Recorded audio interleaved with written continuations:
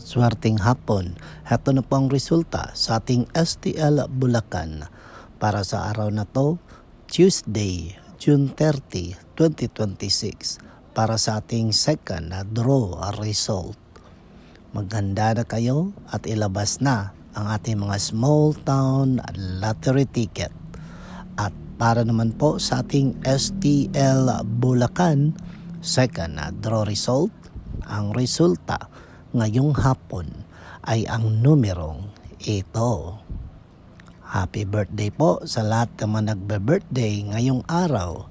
Sana po gawin nating espesyal ang araw na ito at magpasalamat sa Panginoon at nakaabot pa tayo sa ganitong edad.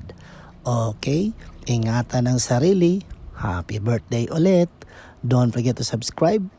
Purple Green TV. Paki-like po. Thank you.